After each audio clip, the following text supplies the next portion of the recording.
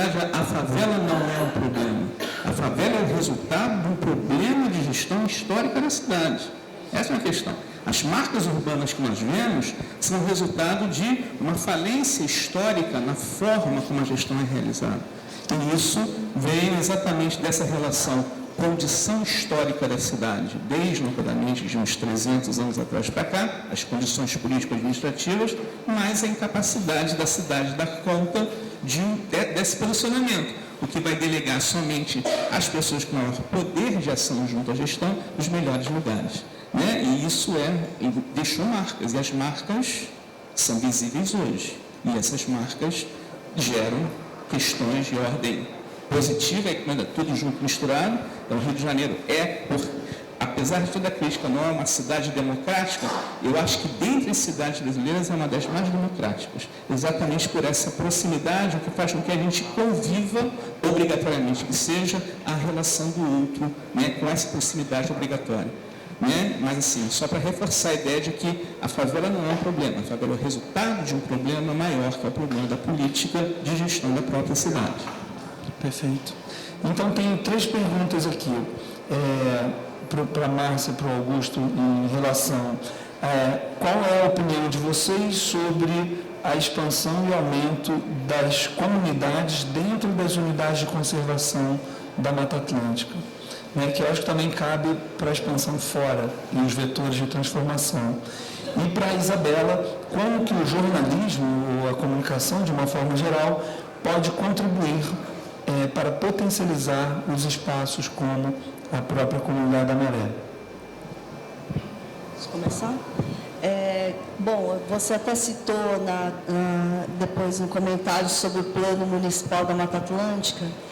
Os planos municipais da Mata Atlântica estão previstos na Lei da Mata Atlântica, que foi aprovada em 2006.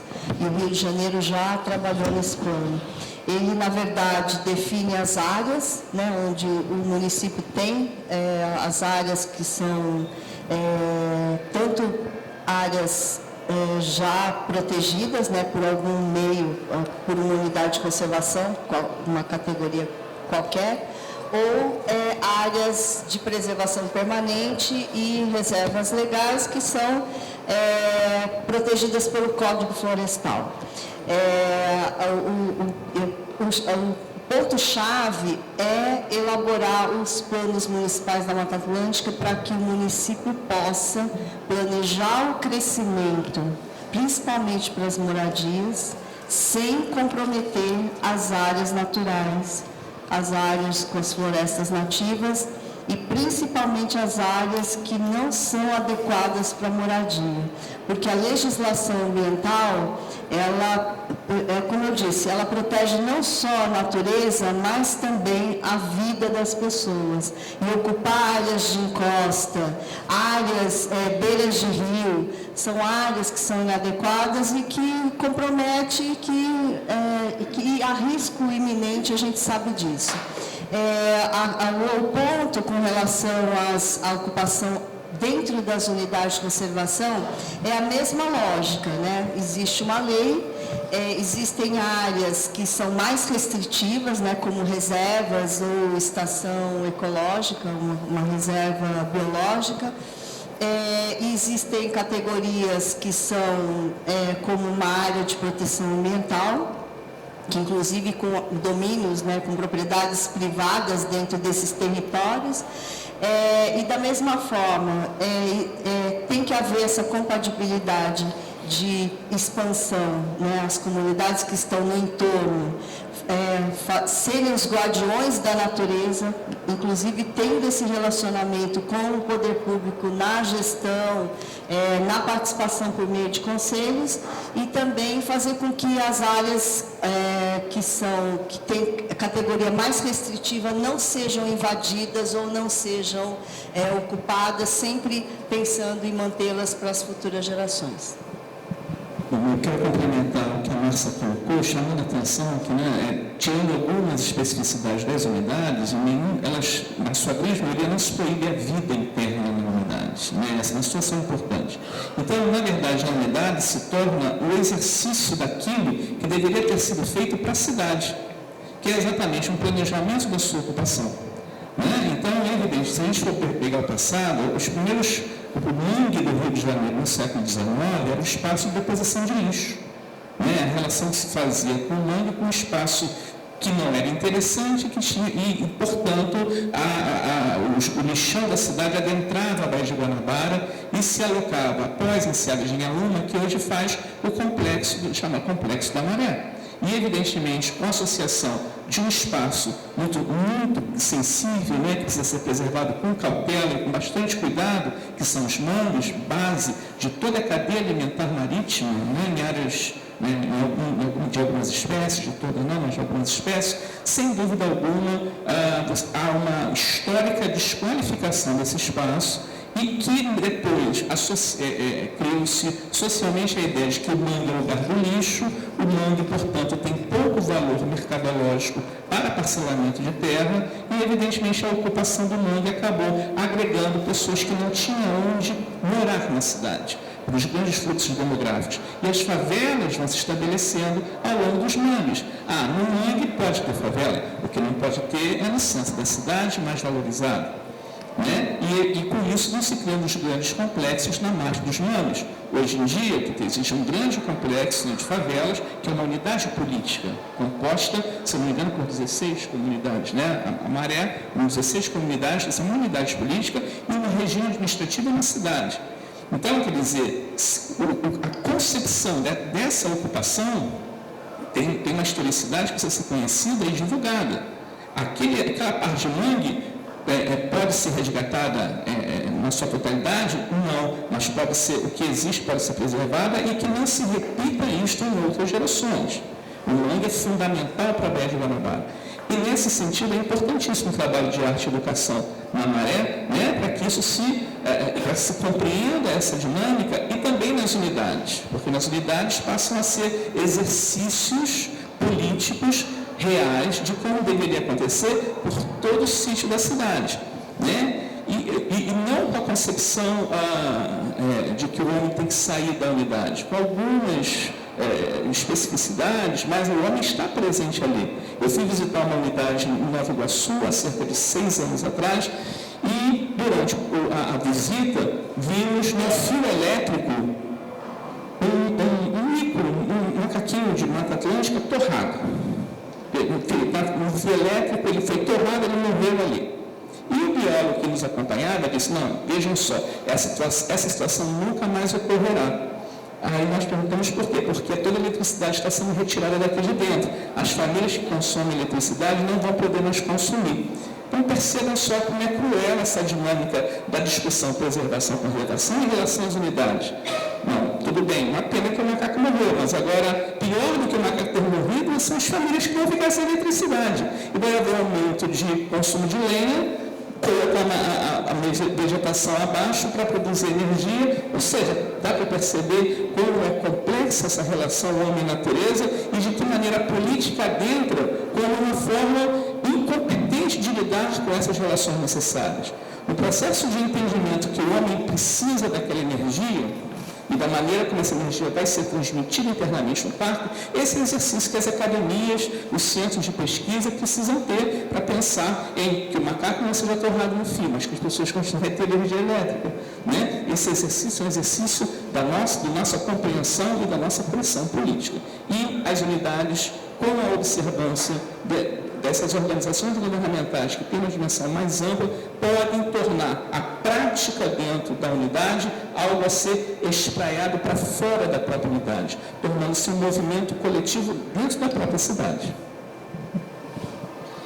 Bom, como o jornalismo pode contribuir, eu acho que o jornalismo é uma linguagem, então, nesse sentido, ele tem muito poder na construção de narrativas mais democráticas, mais generosas, mais amorosas. Eu acho que, assim como a fotografia, o vídeo, a produção cultural, a produção do conhecimento de maneira geral, que a academia contribui, a criação de índices, então eu enxergo o jornalismo e a gente enxerga a comunicação, é um espaço muito caro para a gente no observatório.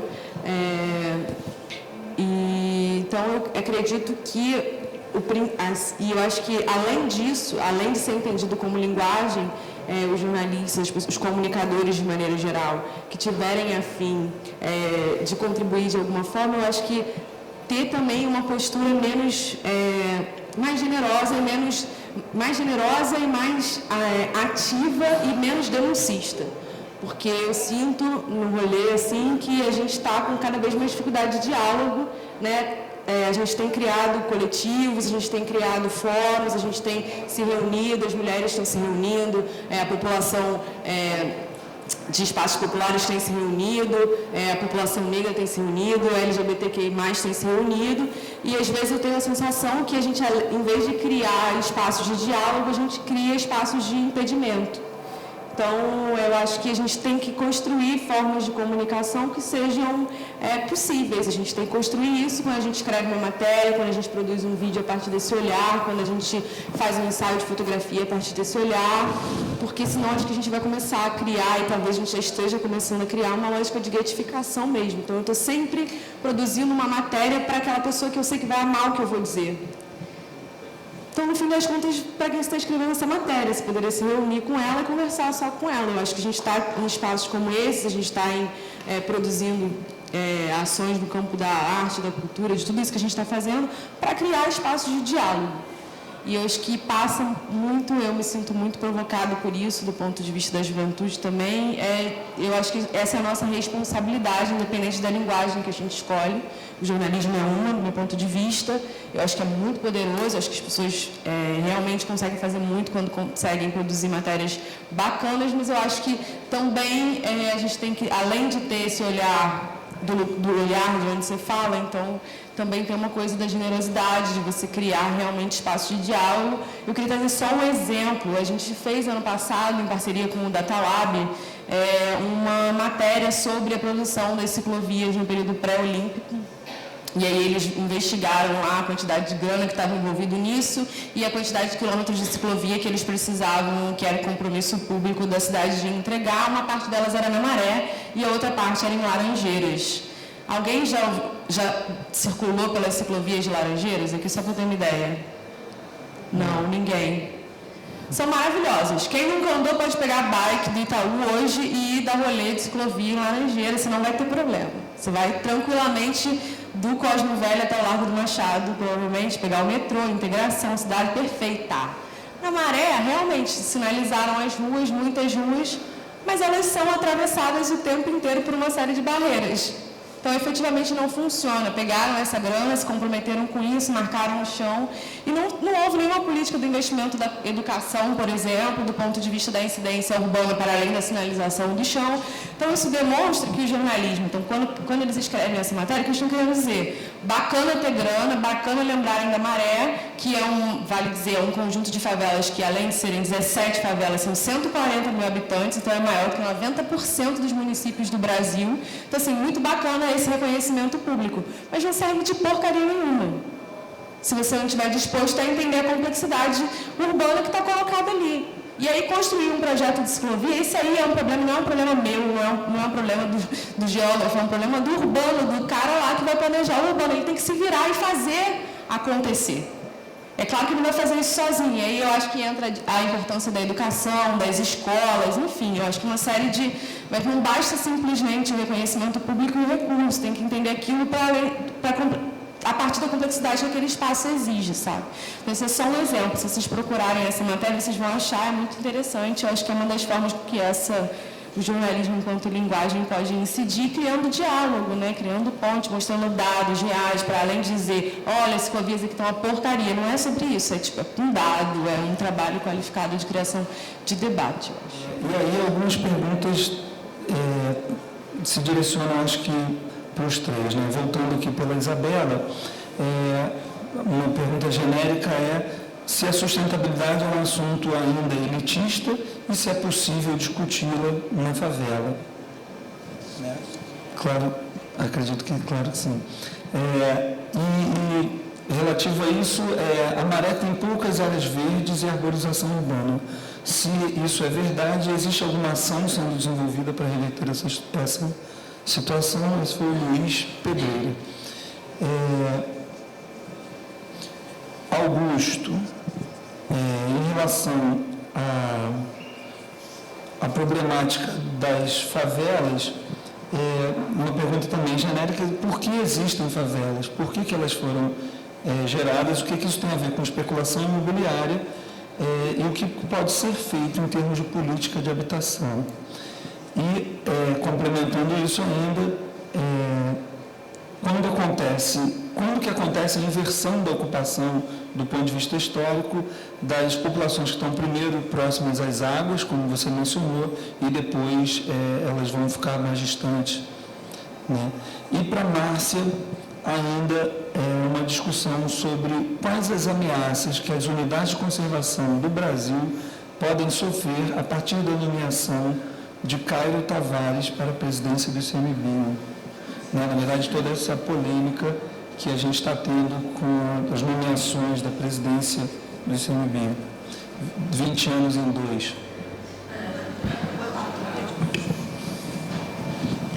Tá, então vamos lá. Eu acho que eu peguei. Uma em relação à sustentabilidade, se é uma coisa elitista ou não, e outra sobre as áreas ambientais da Maré. Áreas verdes. Áreas verdes, né? Eu acho que sustentabilidade, do ponto de vista do lugar de onde eu olho, de onde eu construo conhecimento, de onde eu tento construir incidência política, tem a ver com qualidade de vida, né? Então, eu não acho que é um tema elitista, eu acho que é um tema relevante, urgente. Acho que o problema, como sempre, é uma tentativa de pegar essa definição elaborada e que se aplica a uma realidade muito perfeita e encaixar isso. Então, é como se estivesse querendo encaixar um retângulo numa coisa que é, sei lá, de outro formato, um hexágono, um pentágono. Não é possível, né? Quando você faz isso, eu acho que o exercício, o nosso exercício, e nós somos geógrafos, nós somos jornalistas, nós somos cientistas sociais, o nosso exercício cotidiano nas coisas que a gente cria no observatório é pensar a nossa ousadia, criar uma grande teoria social das periferias. É tipo, vamos criar coisas que possam se aplicar à sociedade a partir desse lugar de onde a gente olha. Então, não acho que é uma questão elitista, não tenho nenhuma questão direta contra o termo, a gente não tem, o que a gente quer é pensar formas práticas de incidir realmente na qualidade de vida das pessoas que moram, principalmente os sujeitos que moram em periferias e que tem uma questão concreta, né? Assim, tipo, não é simplesmente o lugar onde ele mora que não tem as dimensões básicas da qualidade de vida ambiental, social, econômica. Ele é super exposto a uma série de outras expressões mesmo da desigualdade quando ele vai trabalhar, quando ele vai circular na cidade, porque a cidade não foi feita para ele. Então, acho que a sustentabilidade, do nosso ponto de vista, ele não vira um debate estritamente ambiental. Ele vira um debate mesmo sobre o direito à cidade, sobre a possibilidade de circular e disputar essa cidade, né, do ponto de vista do trabalho, do lazer, da sociabilidade. Então, enquanto o colega falava, eu lembrei que ele falou alguma frase que eu me lembrei assim: nossa, a favela é essencialmente um lugar da sociabilidade. Talvez essa não tenha nem sido uma escolha, tenha sido a única forma, né? Assim, tipo, não tem outra forma. A sua janela dá de cara para a janela do vizinho. Então, assim, no limite você está até sempre negociando esse limite da sociabilidade mesmo como uma solução. Então, acho que passa por aí esse debate da sustentabilidade a partir desse nosso olhar, assim, e sempre na perspectiva da criação de soluções ou de debates, conceitos que possam gerar esse encontro, né? Aglutinar pessoas que tenham essa disponibilidade. Sobre as áreas verdes da Maré, eu acho que ela reflete um pouco a desigualdade da distribuição das áreas verdes no Rio de Janeiro, né, gente? Assim, a Maré acaba sendo até um conjunto talvez até privilegiado, dependendo de quem olha, porque a gente tem um parque ecológico dentro, uma área que está ainda em alguma medida preservada, cheia de questões, ocupações por atividades ilícitas e, enfim, abandonada mesmo pelo poder público. Então, se o poder público não assume, outros entes vão assumir, entes públicos e privados, né? Então, assim, a polícia assume em alguma medida, os grupos civis armados assumem em alguma medida e todo mundo assume sem nenhum nível de organização, que eu não acho que deveria ser imposto, acho que deveria ser construído. Né, assim, acho que deveria ser construído, não sei como, mas eu acho que deveria ser construído um grupo de pessoas pensando como negociar comunitariamente a ocupação desse espaço. A gente co-gestor, junto à Secretaria Municipal de Cultura, de um equipamento cultural que chama Arena Carioca. A nossa fica na Penha e ela fica dentro de um parque chamado Parque Ari Barroso. Não sei se é o que todo mundo já ouviu falar, mas é uma das principais áreas verdes da Leopoldina, é como se fosse o Campo de Santana da Penha. Gosto de fazer essa alusão porque é uma organização, assim, espacialmente parece um pouco com isso. E o espaço foi abandonado, não tem, por exemplo, o guarda municipal que o Campo de Santana tem, e olha que o Campo de Santana tem problemas, né? As pessoas que moram no centro reclamam da falta de segurança, mas imagina se não tem. Então, a Parques e Jardins abandonou, todo mundo abandonou. Quando todo mundo abandonou, começou esse processo de ocupação ilícita, a tal ponto que a assistência social colocou um prédio lá que é um CRAS, a saúde colocou uma UPA, o Exército entrou lá para fazer ocupação na época do Alemão, depois a polícia, então lá está a sede de todos os UPPs de conjuntos de favelas da Penha, e a cultura entrou com esse equipamento que a gente gera. É uma complexidade absurda. É um espaço que não tem dono, literalmente, não tem quem se responsabilize. A gente está lá há 6 anos, estamos toda hora a gente tenta descobrir quem responde pelo Parque Ari Barroso. Desde a poda da árvore até essa coisa da negociação do uso de espaço. Que, por exemplo, o nosso espaço, que é um espaço cultural, que a gente está em processo de construção, a gente está o tempo inteiro negociando com a polícia e toda a sua lógica de militarização da cidade. Então, assim... Então, tá vendo, por exemplo, não basta só o poder público ocupar, tem que ter um processo grande de negociação, né, assim, comunitária mesmo, acho que isso tem que envolver a sociedade civil, tem que envolver os moradores que estão ali mais próximos, tem que envolver as organizações que estão pensando a questão ambiental naquele território. Então, acho que isso é só mais um exemplo dessa coisa da complexidade. Na Maré a gente tem um parque ecológico, não tem, que eu saiba, um plano de arborização macro das ruas, apesar de essa ser uma militância das organizações que estão lá no dia a dia, que fazem uma ação de ponta, como a Redes da Maré, por exemplo. Então, eu percebo que essa é uma questão para a organização, para as pessoas que estão organizadas ali, mas efetivamente, não que eu conheça agora, não tem nada em processo. Pode ser que eu não conheça e tenha, mas também queria fazer esse destaque de que eu acho que não é uma questão localizada da Maré, ou um privilégio negativo desse sentido. É uma questão, acho, das regiões que não estão localizadas na zona sul da cidade, enfim. Acho que é um privilégio mesmo, do ponto de vista. Depois que a gente descobriu que era melhor morar do lado de cá do túnel, o lado de lá mesmo foi mais desmatado, e todos os outros... Tem a Serra da Misericórdia, eu sei, lá perto também. Eu sei que tem algumas coisas, mas está tudo um pouco sem gestão, sabe? Mas... como está dando a surgir, teses de doutorado sobre o tema, mas assim, a teoria mais aceita de fato está relacionada efetivamente, a lei de terras no Brasil, no século XIX, que eliminou, que reduziu a quantidade de proprietários de terra no Brasil, né, e que acabou por gerar, portanto, uma massa sem acesso à terra ao longo da libertação dos escravos no final do século XVIII. Então, criou-se uma massa enorme de população em todo o Brasil, que passava a ter que vivenciar, né, a sublocação da terra para poder viver. Como não houve a possibilidade de quem trabalhava na terra ficar com o controle dela, houve um grande fluxo demográfico no Brasil, e esse fluxo seguiu em direção às grandes cidades, né, as cidades que cresciam, que eram centros regionais importantes, como no caso Rio de Janeiro, né, o centro do Império Brasileiro e depois da República, sucessivamente, e essa massa de população sem acesso à terra tem que viver em algum lugar. Né, se não há renda para compor aluguéis, salários capazes de dar suporte ao pagamento de aluguel mensal, como era o sistema no passado, então vai se ocupar as áreas menos valorizadas no entorno dessa mesma cidade. Então, essa é uma teoria das mais aceitas, evidentemente, há séries de críticas. Agora, notadamente, também a ideia de que, de fato, a habitação no Brasil nunca foi uma política de prioridade nacional, desde que o Estado brasileiro se estabeleceu a partir da primeira Constituição de 1924. A ocupação, efetivamente, a capacidade de inserção da população em políticas habitacionais adequadas ao padrão demográfico da época, nunca foram um topo de questão. Sempre foram problemas sociais a serem resolvidos, e não como uma necessidade e um serviço absolutamente básico que toda a população que vive, é ter onde morar.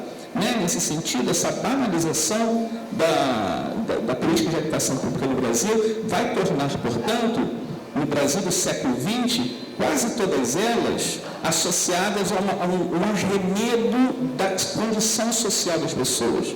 E as políticas habitacionais vão se tornando, portanto, estratégias de construção de casas populares de baixa qualidade, em ambientes inapropriados, uma arquitetura inapropriada, né, porque quando houve toda a remoção de favelas da zona sul do Rio de Janeiro para fomentar os bairros proletários de Vila Cosmos, de Vila Kennedy, etc., ao longo da Avenida Brasil, as casas são absolutamente inadequadas à própria arquitetura. Os materiais são casas pequenas, muito quentes, né, em cubículos, e as pessoas aqui na Zona Sul, quando viviam, né, no Parque da Catacumba, né, na favela, às margens da Lagoa Rodrigo de Freitas, elas tinham um padrão de habitabilidade de autoconstrução.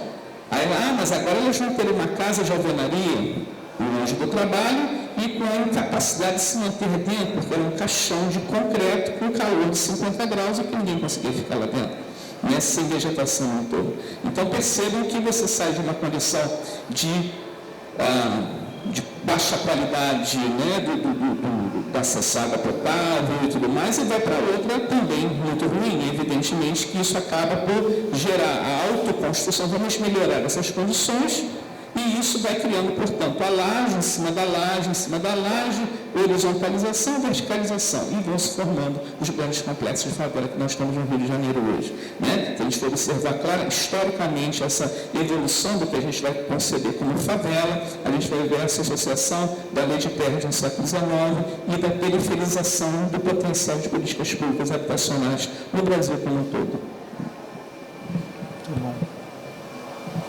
Bom, primeiro eu vou comentar sobre as ameaças às unidades de conservação, se o Caio Tavares assumir. Acredito que não vai assumir.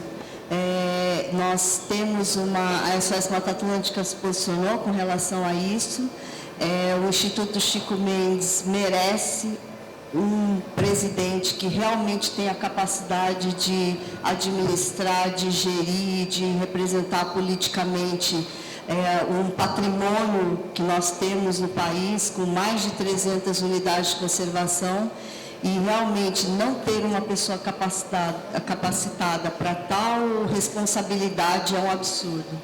Então, eu não acredito que isso aconteça, mas a ameaça não está só aí, porque nós temos outros tipos de ameaça, como no Congresso Nacional, um projeto de lei do Toninho Pereira, que altera, que faz com que as unidades de conservação deixem de existir se não tiver regularização fundiária, um outro projeto de lei que muda a categoria da RESEX, uma reserva extrativista no sul da Bahia, Canavieiras, para uma APA, um outro projeto de lei também que altera os limites do Parque Nacional da Serra de São Joaquim, em Santa Catarina. Então, assim, nós precisamos ter bons administradores, né? Nós precisamos ter uma gestão pública forte no país, e nós precisamos ter bons parlamentares, seja no Congresso Nacional, na Câmara dos Deputados, no Senado, na Assembleia Legislativa e também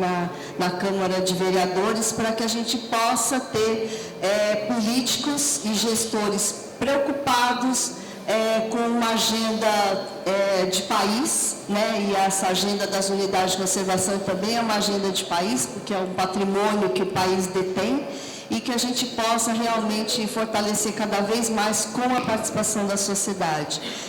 Eu nunca vi uma mobilização tão grande como que essa recente que o Instituto Chico Mendes fez, com a participação de muitas organizações, cientistas, academia e também da sociedade civil, e eu espero que essa mobilização continue, para defender não só o órgão, mas para defender uma agenda ambiental forte, principalmente nesse período nesse ano eleitoral, para que a gente tenha pessoas que realmente nos representem. E elas precisam ficar vivas, né? Bom, eu queria queria agradecer demais a excelência na integração de temas como conservação, políticas públicas e diálogo social. Era essa a intenção da mesa. Agradeço a audiência de vocês são uma plateia exemplar. Parabéns, muito obrigado.